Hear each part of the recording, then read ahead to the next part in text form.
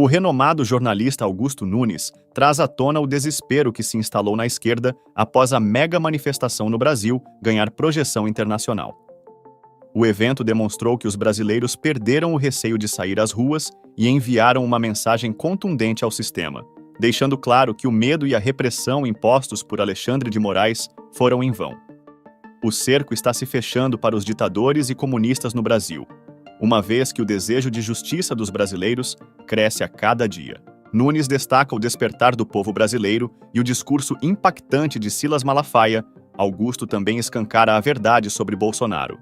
Fica evidente que, quanto mais a esquerda tenta derrubá-lo, mais forte ele se torna. Assista ao vídeo para uma análise aprofundada do cenário político brasileiro e compreenda a magnitude desse momento de transformação no país. Sobre o discurso do Bolsonaro que pediu anistia aos presos do 8 de janeiro. Boa noite, Augusto. Acho importantes que o Carlo Cauti registrou, mas eu vi mais coisas aí. Esse foi um dos poucos momentos em que os manifestantes mostraram que são contra alguém. O que me impressionou na manifestação de ontem, uma das coisas que mais me impressionaram, é que foi uma manifestação que se preocupou mais com o a favor. Sim. Eles deixaram para lá o contra. Eles são a favor da anistia, a favor do restabelecimento da democracia, a favor da volta do Estado democrático de direito, a favor do fim da perseguição ao Bolsonaro. E isso me impressionou muito. Me impressionou também a serenidade do discurso do Bolsonaro. Ele foi firme e mais sereno. Sim. A multidão não levou uma única faixa, tá, atendendo ao pedido dos organizadores. Não se viu aquela repulsiva inscrição, intervenção militar, que aparecia em outras manifestações. Nada disso. Então foi uma manifestação exemplar e não tem precedentes. Nunca vi isso. Não houve nenhum incidente, como vocês registraram, não houve roubo de celular, não houve nada. A multidão mostrou que a direita brasileira, que é ainda maior que o Bolsonaro, que é o seu líder principal, mas a direita brasileira é quem defende a democracia hoje, a democracia que é ameaçada pelos que se elegeram fazendo uma campanha em favor da reconciliação nacional. Sim. O Bolsonaro propôs objetivamente no discurso dele o primeiro passo para que o Brasil volte à normalidade democrática, a anistia. O que se imaginava que seria o último ato antes da punição do Bolsonaro, foi a primeira manifestação da campanha que virá em favor da anistia e da redemocratização. O povo soltou o grito preso na garganta desde 7 de setembro de 2022. Perdeu o medo e mostrou que foi retomado pela direita brasileira, democrática, né, o domínio das ruas. E é o seguinte, eu já disse aqui que eu aprendi com o meu pai, que foi político 40 anos, que você responde a uma manifestação de bom tamanho com uma maior. Ou então é melhor se calar. Nós vamos tratar de números mais à frente, não vou me estender sobre isso. Agora, ou se faz isso, ou é melhor não dizer nada. Não dizer nada, porque tentar brigar com os fatos, como ensina o jornalismo desde o Gutenberg, é perda de tempo. Os fatos se impõem e a manifestação foi portentosa. O Supremo e o TSE, por mais que se esforcem, não encontrarão um único motivo para tentar proibir qualquer manifestação desse tipo.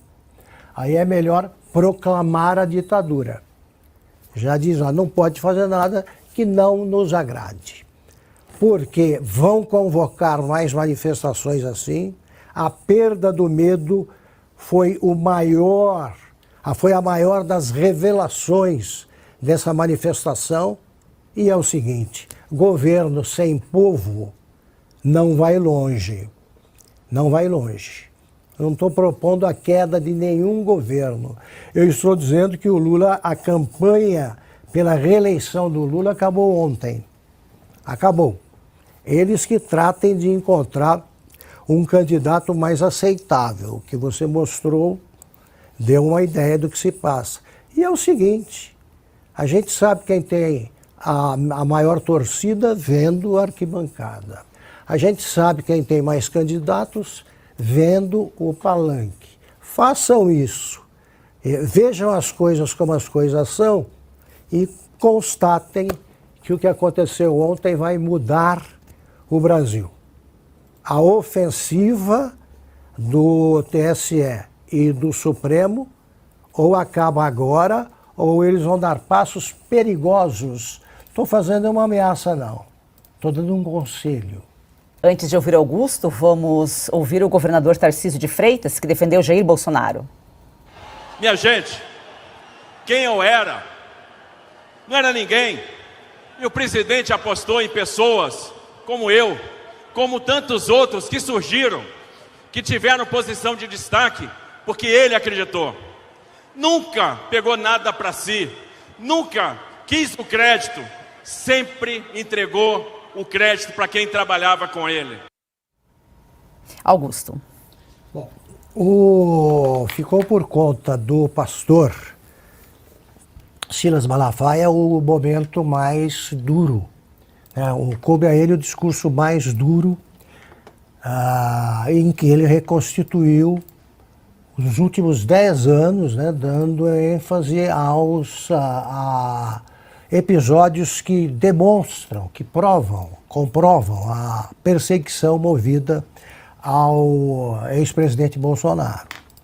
O importante é o seguinte, ele pode ter subido o tom de voz aqui e ali, dito coisas mais duras, mas não disse uma única inverdade.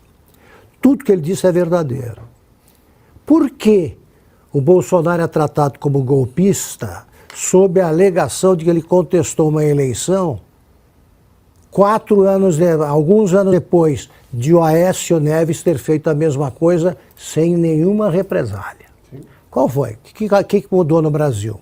A lei? Não.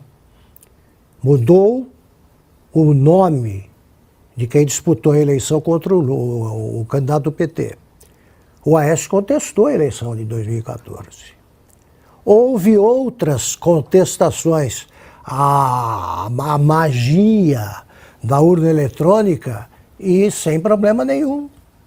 Sem problema nenhum. Aliás, vários ministros de agora, no terceiro mandato do Lula, contestaram a urna eletrônica, já mostramos os vídeos.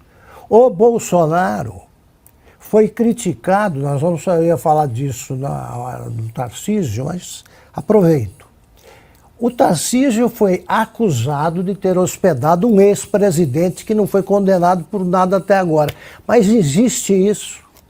É a casa do governador, fica no Palácio dos Bandeirantes, Palácios dos Bandeirantes também. Aí eu hospedo um ex-presidente, tá? Não precisa ser amigo, não. Um ex-presidente da República e sou criticado. Aí diz que o Tarcísio foi ao comício constrangido. Não me pareceu. Não me pareceu. Os jornalistas agora, eles conseguem ler a mente da pessoa. Eles viram que o Tarcísio está constrangido. O Tarcísio estava muito à vontade. Lá e só não será candidato a presidente porque ele quer ficar mais um mandato. Quer ter mais 4 anos de governo para concluir as obras espetaculares que vem tocando, como sempre fez. Havia mais de um possível candidato ontem no palanque. E no palanque do Lula existe quem? O próprio Lula, seria assim se ele tivesse 130 anos, como no livro Outono do Patriarca, do Garcia Marques. O Lula, gostaria de ficar até os entre 200 e 300 anos no governo. E quem? E o ministro da Economia, né, que é o cara que perde todas em nome do Lula. Ele perdeu todas as eleições, falta perder agora como candidato a vereador. Garcia Marques, tá? Estava me referindo a ele. Pois bem, se você quiser processar o Silas Malafaia, em qual inquérito ele será enquadrado? Fake news? Não dá. Ato antidemocrático? Não. Até agora a Constituição garante o direito de dizer o que você pensa, escolher o seu candidato e criticar o outro. O Brasil está muito estranho. Isso era possível até agora. A Constituição continua autorizando. Mas nós dependemos da vontade de um ministro falando em nome de uma instituição. Não dá. Não dá mais. Está ficando difícil. Ontem, a manifestação de ontem tornou muito mais complicado o tipo de argumentação usado pelo Supremo para rasgar de meia em meia hora a Constituição brasileira.